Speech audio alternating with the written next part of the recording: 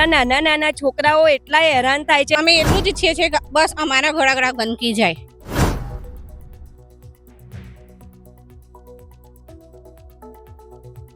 ચાર વર્ષથી પાણી ગટરનું અને પીવાનું મિક્સ થઈ ગયું. અત્યારે હાલ કોઈ જોવાય અમારા ત્યાં આવતું નથી.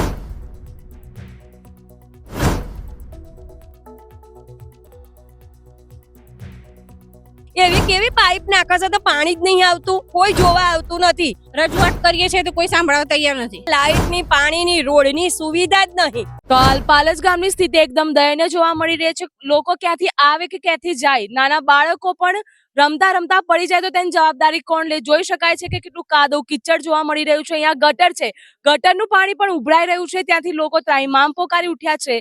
ગામના લોકોનું કહેવું છે કે જો આવું ગંદુ પાણી આવતું હશે તો કોઈને રોગચાળો ફેલાય, કોઈને ડેન્ગ્યુ મલેરિયા થાય તો તેનો જવાબદાર કોણ થશે? તો હાલ ગ્રામ પંચાયતની ચૂંટણી યોજાવા જઈ રહી છે. તેના ઉમેદવાર આપણી જોડે દક્ષાબેન છે, તેની જોડે વાત કરીશું. અહીંયાથી કઈ રીતના નીકળવાનું? અમારા નાના નાના છોકરાઓ એટલા હેરાન થાય છે. આ બેન જે છે એમના ઘર આગળ પાણી ભરાયું છે, એ નીકળી નહીં શકતા. અત્યારે હાલ કોઈ જોવાય અમારા ત્યાં આવતું નથી કે અમે કઈ પરિસ્થિતિમાં રહી રહ્યા છીએ. એમ દક્ષાબેન, હું તમને પૂછવા માંગીશ, જે પ્રમાણે આના પહેલાના જે સરપંચ હતા એમની જોડે કશું કોઈ ના કર્યું, કઈ નહીં, જોવા જ નહીં આવતું બેન કે અમે અહીંયા કઈ રીતના રહીએ છે, કોઈ જોવા જ નહીં આવતું.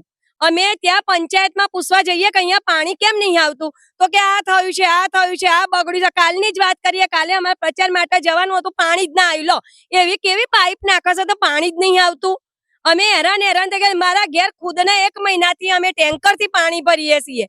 કોઈ જોવા આવે છે કે તમે કઈ રીતના રહો છો? આ રસ્તાનું જ બતાવો કે કોઈ જોવા આવતું નથી. આ બેન એટલા પરેશાન થઈ ગયા છે. એમના નાના નાના છોકરાઓ દૂર મેળવા જવું છે.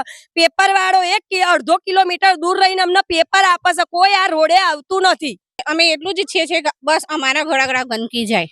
આ બાળકો બહાર કઈ રીતે લઈને નીકળવું? અમારે એટલી ગંદકી છે. આ નાના નાના છોકરા મચ્છરથી એટલો હેરાન થાય છે. અહીંયા સ્કૂલની ગાડી પણ છેક દૂર ઊભી રહે છે. ત્યાં અમારે મૂકવા જવાનું, લેવા જવાનું. અહીંયા 2 વ્હીલર પણ નહીં આવતું. અહીંયા લઈને આવું કઈ રીતે? બહાર ઊભું કઈ રીતે રહેવું? અમારે ગાડી છેક દૂર પાર્ક કરવી પડે, છોકરાને મૂકવા છેક દૂર જવું પડે. અમારે રાત્રે લાઇટ ના હોય, પાણી ના આવે. પાણી આવે તો એ દૂષિત આવે છે, ગટરનું અને બંને મિક્સ પાણી આવે છે. તો અમારે કેવું કોને? એટલું દૂષિત પાણી આવે છે, કેવા કોને જવું? રજૂઆત કરીએ છીએ તો કોઈ સાંભળવા તૈયાર નથી. મચ્છર થાય, છોકરાઓ હેરાન થાય, કોણ જોવા આવે? આ જોવા અત્યારે આ નાના નાના છોકરાઓ થાય, એક સેજ પવન આવે એટલે લાઇટ બંધ, લાઇટ બંધ, લાઇટ. કહેવાય છે કે 31 સેક્ટર કહેવાય પાલજ, પણ પાલજમાં લાઇટની, પાણીની, રોડની સુવિધા જ નહીં. કોઈ જોવા આવતું જ નથી ને અમે કઈ રીતના રહીએ છે? અમારા બાજુ જોવા આવો. અમારે એસી, કુલર બધું બંધ થઈ જાય. ઘર ઘંટી ચાલુ કરવી હોય તો અમે કરી નથી શકતા. કોઈ ગામમાં પૂછવા આવતું જ નથી કે શું પ્રોબ્લેમ છે એમ. મેં સરપંચનું ફોર્મ ભર્યું છે. ઉમેદવાર તરીકે હું ઊભી રહીશું. ધારો કે જ્યારે હું આવી જઈશ ત્યારે દરેક ગામમાં દરેક અઠવાડિયે હું મુલાકાત લઈ, જેમ રામપરું, અહીંયા નવું ગામ, આ બધાનું હું નિવારણ કરીશ. કોને શું તકલીફ છે એ ધ્યાનમાં રાખીશ. જો કોઈને કઈ તકલીફ હશે તો હું યુદ્ધના મેદાને રણે બધાને આમ શું તકલીફ છે એ બધાને ઘેર ઘેર જોવા જઈશ, એનું નિવારણ લાવીશ. અને 1 નંબર મારો આપીશ, એ તકલીફ મને જાણવા મળે. વોટ્સઅપ નંબર આપીશ, એમાં હું એમ કે એમની તકલીફ બધી દૂર કરીશ. અત્યારે હાલ કાલે અમે રામપુરામાં પ્રચાર કરવા ગયા હતા તો બહેનોને બહુ જ તકલીફ હતી એમ કે અમારે ગટરનો પ્રોબ્લેમ છે, પાણીનો પ્રોબ્લેમ છે, કોઈને મકાનનો પ્રોબ્લેમ છે. બધાને જુદી જુદી સમસ્યાઓ છે, એ સમસ્યાઓ હું દૂર કરીશ. જે પ્રમાણે હાલ ગામની પરિસ્થિતિ જોઈએ તો રોડ રસ્તા પણ એકદમ ખરાબ હાલતમાં જોવા મળી રહ્યા છે. અને બાળકોના વિકાસની વાત કરીએ તો હાલ જે ભાવિ ભવિષ્ય હશે બાળકોથી જ થશે. તો ગામમાં કોઈ શાળાની વ્યવસ્થા જોવા નથી મળતી. તો એના વિશે શું કહેશો? અમારે 4 વર્ષથી પાણી ગટરનું અને પીવાનું મિક્સ થઈ ગયું. 4 વર્ષથી પીએ છીએ. રસ્તા સારા નથી. બાળકો સ્કૂલ કેમ ના જાય?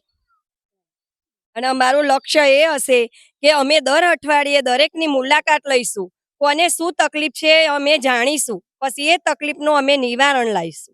સરકારી શાળા છે, એનું 15 દિવસે ત્યાં જઈને અમે મુલાકાત લઈશું. જે ત્યાં લગતી ગમે તે એવી મદદ હશે અમે ત્યાં ઊભા રહીશું. પછી ગામમાં ગટર, પાણી, લાઇટોની બહુ જ સમસ્યા છે. અમારે અહીંયા ગમે તેવું નાનું મોટું હોય, વરસાદનું ગમે તેવું હોય તો પણ લાઇટ જતી જ રહે છે. એટલે એના માટે ગમે તે કરીને અમે લાઇટ માટે પ્રયત્નો કરીશું. રસ્તાઓની તો તમે જોઈ જ રહ્યા છો, રસ્તાઓની તો ખૂબ જ તકલીફ છે ગામમાં.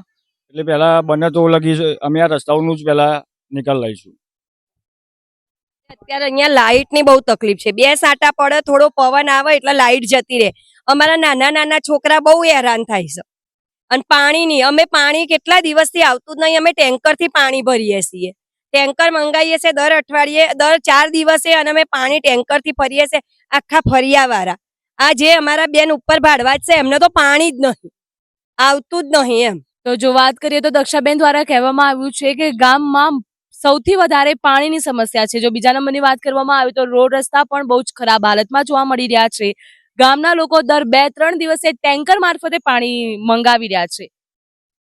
તો હવે ગામના તેઓ સરપંચ બનશે તો આ તમામ પ્રકારની સુવિધાઓથી જે વંચિત છે તે સુવિધાઓ ગ્રામજનોને આપશે. કેમેરામેન કમલેશ રાવલ જોડે કિંજલ શિકારી.